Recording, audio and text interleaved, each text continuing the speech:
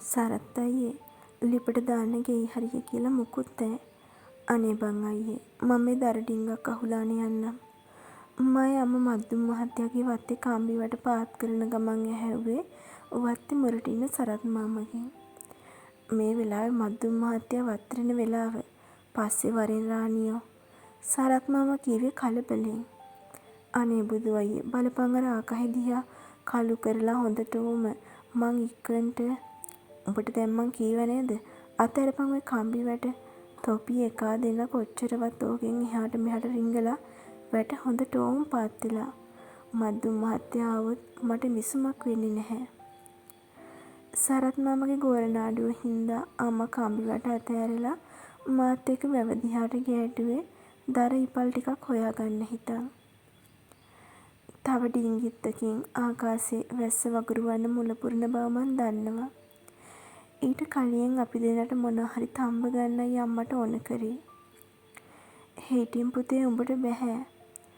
අම්මා එහෙම කීවත් වැව් කණ්ඩිය දෙපැත්තේ ඝන සැරේට වැවිලා තියෙන මාන පඳුරු ටික පීරගෙන මං ආවේ උණ ගාලට.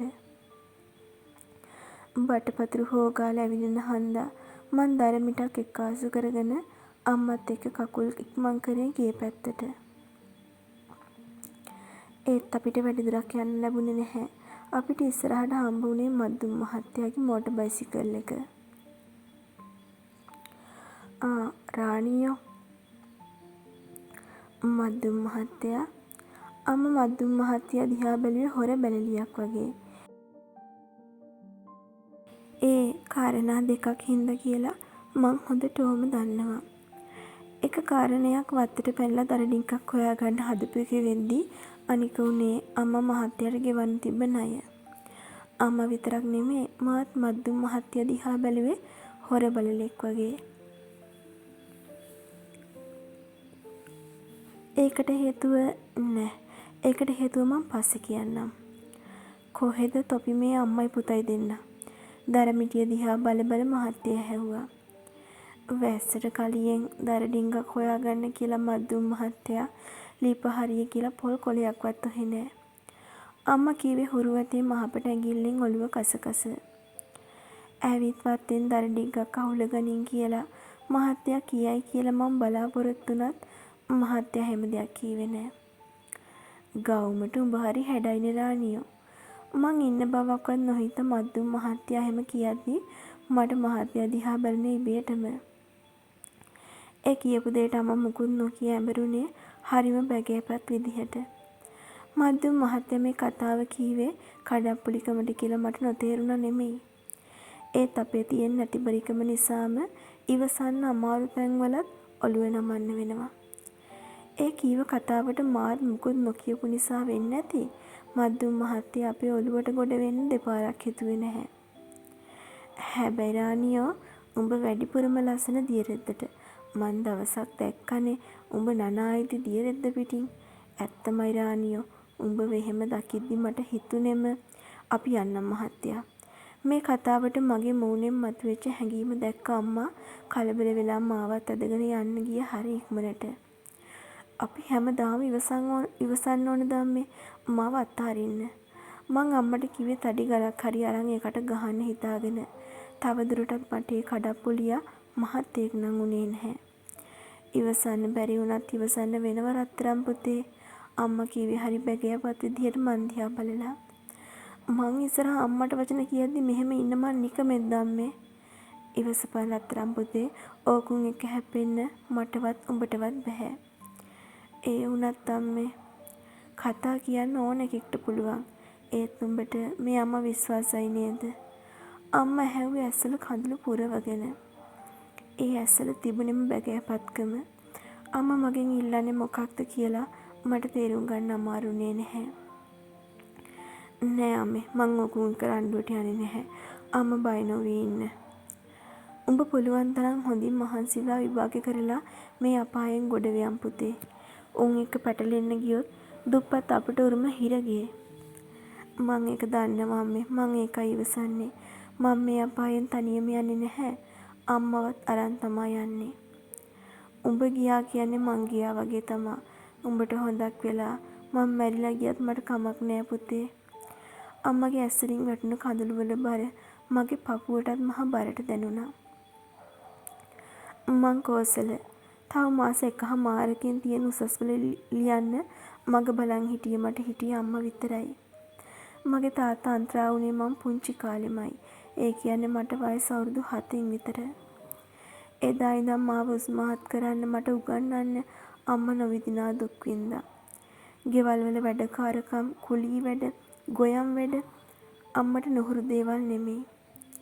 හැබැයි කවදාවත් අම්මා නැතිබරිකම ඉස්සරහා තමුන්ගේ ආත්මය පාවා දුන්නේ නැහැ. මිනිහ නැති ගෑණියෙක් විදිහට අම්මා තනි වෙද්දි අම්මට අයිති යෝජනා එන්නේ නැති මේ ගෙවිච්ච කාලෙට ඉහේ කෙස් ගානට. ඒත් අම්මා බැල්මකින්වත් එහෙම නරක දෙයකට පැටළුනේ නෑ කියලා මට ඉරහඳ තරමට විශ්වාසයි. අපිට නෑයෝ මහ ගොඩක් හිටියත් තාත්තගේ මරණෙත් එක්ක අපිට ඉතිරුනේ අපි විතරයි. පුංචි අම්මලා ලොකු අම්මලා නැන්දලා උනත් අහක බලද්දී යන්තමට හරි අපිට සරණක් වුණේ අම්මගේ අම්මා, ඒ කියන්නේ මගේ ආච්චි අම්මා විතරයි. ගෙවල් වල වැඩකාරකම් කර කර උන්දත් පුළුවන් විදියට අපිට උදව් කරා. ඒත් අපේ අවාසනාවට උන්දත් නොයන ගමන් ගියා මීට මාස 5කට විතර කලින්. කරදට උස්පහත් වෙච්ච ඉලන්දාරියෙක් ඉද්දී බොරුවට රහින්න එපා රානියෝ, ඕකව වැඩකට යවපන්. ආන්න මද්දුම් මහත්තයා ලොරියට ගෝලියක් හෙව්වා පහුගිය ටිකේ. අපේ ගමේ ඉන්නේ උන්ගෙන් භාගයකට වඩා අයගේ කටේ තිබ්බේ ඔය බනේ. නැතිබරිකම් සැරවෙද්දී ඉස්කෝලේ ගමන අතාරින මාත් ලෑස්ති වුණේ වතාවක් දෙවතාවක් නෙමෙයි.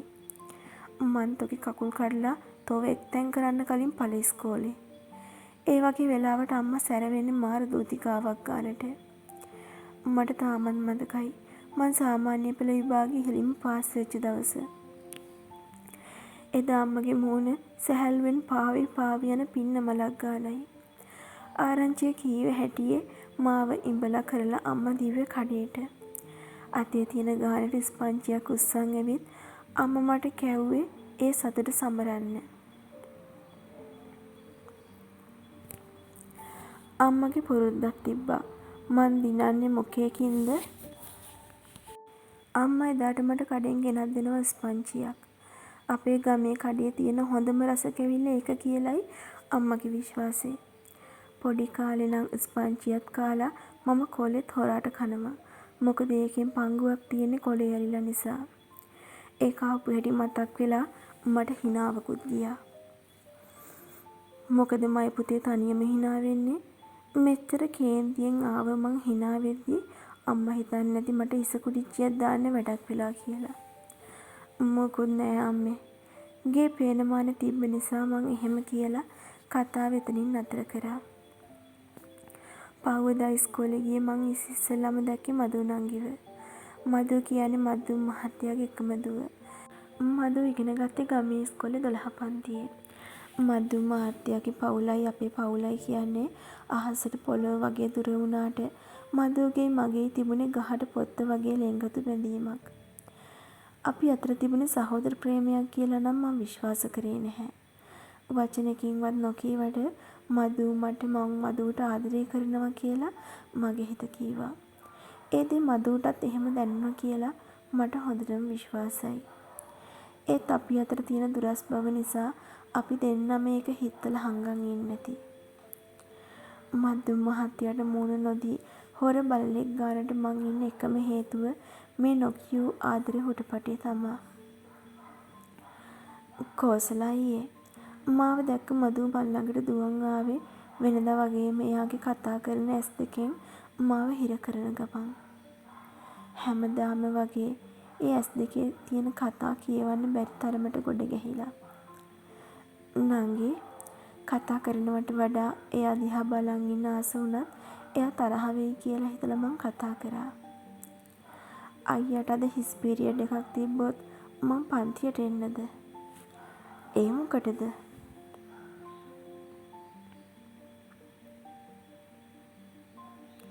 එකවුන්ට් සමාරුයි අයියේ, මට අහගන්න දේවල් ගොඩයි.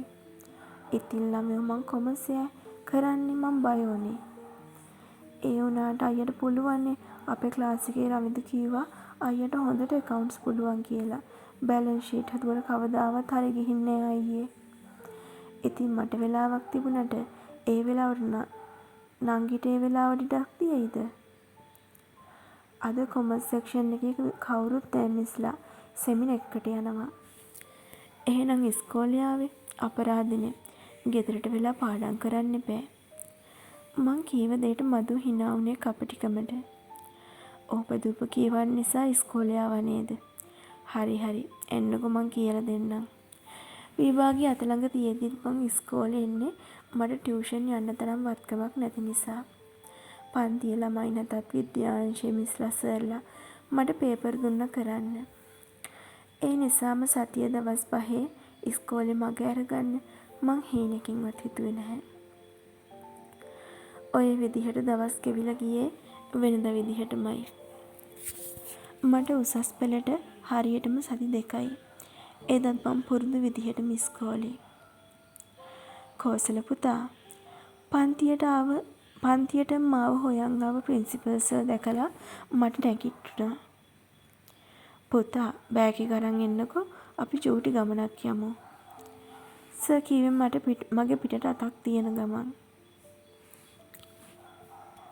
සර් ඇයි මොකක්ද ගමන කියලා අහන්න බැරිකමට මං ඒ විදිහට හැව්වා. කෝසල පුතාගේ අම්මට ටිකක් සනීප මදිලු. අර වින්කලේ ගුණසිංහ ඇවිත් කීවේ. මය අම්මට ඉස්කෝලේ ඉඳන් ගෙදරට මහදුරක් නැති එකේ මං එහෙම අහගෙන දිව්වේ ගේට්ටුව දිහාට. කෝසල පුතා කෝ ඉන්න මාත් එක්ක යමු. ප්‍රින්සිපල් සර් කීවත් මේ වෙද්දි මං හිටියේ ගේට්ටුවෙනුත් එළියේ. අනේ මගේ රත්තරන් අම්මට මොනා වුණාද? කෑ ගහලා ඇඬුවේ නැතත් මට පාර පෙනෙන්නේ නැති තරමට ඇස් දෙකේ කඳට පිරීලා. ඉස්කෝලේ පහු කරලා හම්බෙන ගමේ වැව් පහු කරාම ටික දුරක් යද්දී අපේ ගේ තියෙන්නේ. දුවන් යන මං දැක්කේ වැව් කණ්ඩිය උතුරන්න තරම් සෙනඟ කැටියක්. ඒත් මට එතන තැත් ගහන්න ඕන කරේ නැහැ. මට ඕන කරේ පුළුවන් තරම් ඉක්මනට ගෙදර දුවන්න. කෝසල පුතේ ඔහොම හිටින් මාව දැක්ක පියවති නන්දා මාව අල්ලගත්තා. අනේ නැන්දේ කතා කර ඉන්න බෑ අම්මට සනීප නැහැලු. මං කිව්වේ හති දමලම. මගේ හිතේ යන්තමින්වත් හිතුනේ නැහැ ඇයි මෙච්චර සෙනඟ කැටියක් කියලා අහන්න. මගේ හිතේ තිබ්බේ අම්මා අසනීපෙන් කියන එක විතරමයි. මගේ උත්තරේ එක පියවති නන්දා මහ හයියෙන් නඩන්න ගත්තේ විලාපතියතිය. අනේ රත්තරනේ රාණියා අනේ මගේ පුතේ. ඇයි නැන්දා අම්මා බලන්න ගියාද? ඒත් එක්ක මං ගාවට ආවේ පාල මාමා. අනේ මාමේ මේ පියවති නැන්දව ටිකක් බලන්න මං අම්මා ගාවට දුවන්න ඕනේ. පාල මාමගේ මූණේ තිබුණේ මහා අනුකම්පාවක්. කලබල වෙන්න එපා රත්තරනේ මෙහෙ වරෙන්කෝ. මාව අල්ලගෙන ගියේ වැව් කණ්ඩියෙන් පහලට. ඒ එකම එක්කාසු වෙලා හිටිය සෙනඟ මට ඉඩ දුන්නේ හරියට රජතුමෙක් කෙනෙකුට ඉඩ දෙනවා වගේ.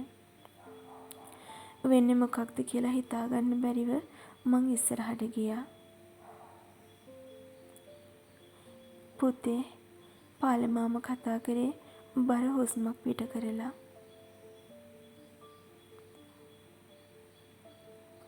අපි ඉස්සරහින් තිබුණේ වියපු පොල්ලතු 2-3ක්. ඒකට යටින් මොකක් නමුත් තියෙනවා මහ විපත්තියක් වෙලා තියෙනවා කියලා මට දැනෙන්න ගද්දි මට දැනුණ මගේ උරකට පවා වේලිලා ගිහින් ඒ එක්කම මගේ පපුව හිර කරනවා වගේ.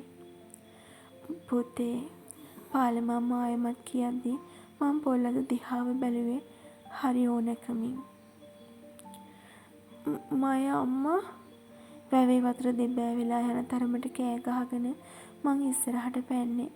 පොල්ලතු අස්සෙන් දැක්ක මගේ අම්මා නිතර දෙවේලේ අදින චීත්තේ අඳුරගත්ත නිසා.